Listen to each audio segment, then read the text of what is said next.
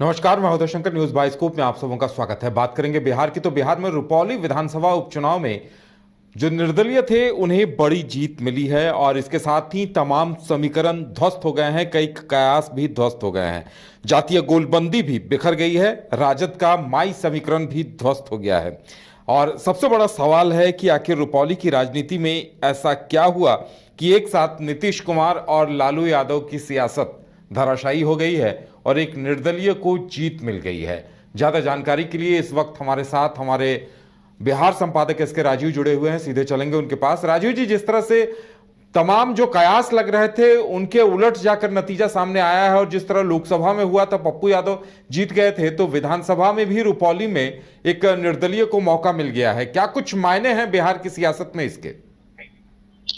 देखिए उदय जी, सबसे पहले तो जो शंकर सिंह जो वहां से चुनाव जीते हैं, ये अभी भले ही इंडिपेंडेंट चुनाव जीते हों, लेकिन 2002 से इन्होंने विधिवत अपने पॉलिटिकल कैरियर की शुरुआत की थी और 2005 में पहली बार लोजपा से ये चुनाव जीते थे और लोजपा में ही 2002 में रामविलास जी की पार्टी में वो शामिल हुए थे। और अभी हाल में, यानी कि जब इन्होंने अपना अपना नॉमिनेशन दिया, जब इनको लोजपा से टिकट नहीं दिया गया तो इन्होंने अपना नॉमिनेशन दिया, उस समय तक ये लोजपा के साथी थे, यानी कि इंडिपेंडेंट रहते हुए भी वो लोजपा के की राजनीति से वो लगातार लोजपा में रह करके लगातार वो राजनीति जो है वो करते रहे। देखिए, इस जीत के बड़े मायने हैं उदय जी। जीत के बड़े मायने इसलिए मैं आपको बता रहा हूं जी। क्योंकि इस जीत ने यह बताने की पूरी कोशिश की है कि चाहे आप लाख दावा कर लें, विकास का काफी ढिढोरा पीट लें, राम मंदिर ले आए, मस्जिद ले आए, जातिगत आधार पर आप करवाएं, लेकिन जमात जो है वो सब पर भारी पड़ती है।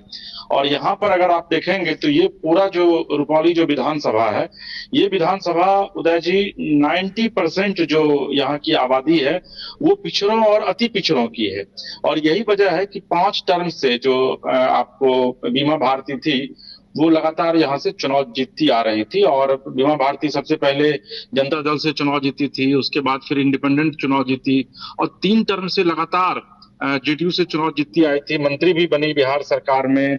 और इस बार जो है वो लोकसभा के लिए जेडीयू का साथ छोड़ करके आरजेडी के साथ चली गई थी और फिर चुनाव लड़ी और तीसरे नंबर पर रही। तो एक जो सबसे महत्वपूर्ण बात है वह यह है कि भाई आरजेडी लगातार पिछड़ों और अति पिछड़ों की राजनीति करती रही है। आरजेडी के विषय में यह कहा जाता है कि वो पिछड़ों की ही पार्टी है। आप जो तेजस्वी और जो लालू प्रसाद यादव है वो सवर्ण के विरोध में आज तक सियासत करते आए हैं। तो फिर आखिर ऐसी क्या वजह रही कि जहां की आबादी 90% पिछड़ों की है, वहां पर शंकर सिंह जो एक सवर्ण है वो वहां से निर्दलीय चुनाव जीत जाते हैं? देखिए, इसके पीछे कई मायने हैं। मायने क्या है कि एक बात इस चुनाव ने तय कर दिया है उदय जी कि जो जाति की बात करेगा, पहले लालू प्रसाद यादव 1990 के दशक में यह नारा लगाते थे कि जो जाति की बात करेगा वही बिहार पर राज करेगा। लेकिन आज उपचुनाव में जो रुपौली में जो परिणाम आया है, इसने बदल दिया है, उसको पूरे नैरेटिव को बदल दिया है। और आप आज जो बातें सामने आई है उसके मुताबिक सीधी बात है, सीधे तौर पर आप यह कह सकते हैं कि जो जनता की बात करेगा, जो जनता के बीच रहेगा, वही जनता पर राज करेगा। क्योंकि जो बीमा भारती है वो चुनाव जीतने के बाद पटना जाती थी, जो कलाधर मंडल है वो पब्लिक के बीच वो जाते नहीं थे। लेकिन शंकर सिंह के विषय में यह कहा जाता है कि शंकर सिंह चूंकि वहीं से बिलोंग करते हैं और दिन रात वो रुपौली में ही रहते थे, जनता के बीच ही रहते थे, उनकी समस्याओं को लेकर के वो लड़ते थे, उनकी समस्याओं को लेकर के वो उन्होंने लाठियां खाई है, उन जनता की समस्याओं को लेकर के वो जनता दरबार में खड़े रहते थे, जनता की समस्याओं को लेकर के वो थाने जाते थे। तो निश्चित तौर पर आप अगर जनता की बात कीजिएगा तो आप जनता पर राज कीजिएगा। और यही वजह है कि जहां पर 90% आबादी, जो मैं लगातार आपको जो इंफेसिस दे रहा हूं वो मैं इसलिए दे रहा हूं कि 90% आबादी रुपौली में पिछड़ी और अति पिछड़ी जातियों की है। मात्र 10,000 वोटर जो है वो सवर्ण है और उसके बाद अगर 70,000 वोट शंकर सिंह को मिलता है तो वो 60,000 वोट जो है वो पिछड़ी और अति पिछड़ी जातियों का जो है वो वोट है।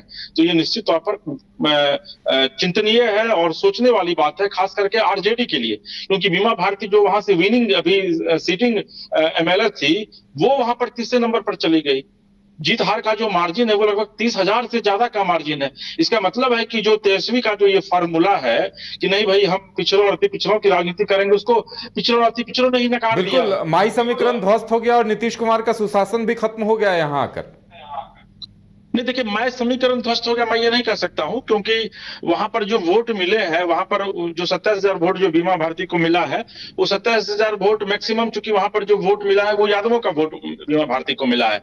और यादव की आबादी वहां पर लगभग वही 20,000, 15,000, 17,000 करीब जो है वो यादव वहां पर वोटर है। 5-7-8,000 करीब जो है वो मुस्लिम वोटर है। लेकिन जो सबसे बड़ी बात है उदय जी, कि जो मंडल वोटर है, क्योंकि बीमा भारती मंडल है, जी। अवधेश मंडल की पत्नी है। अवधेश मंडल वहां के कुख्यात रहे हैं, बाहुबली रहे हैं।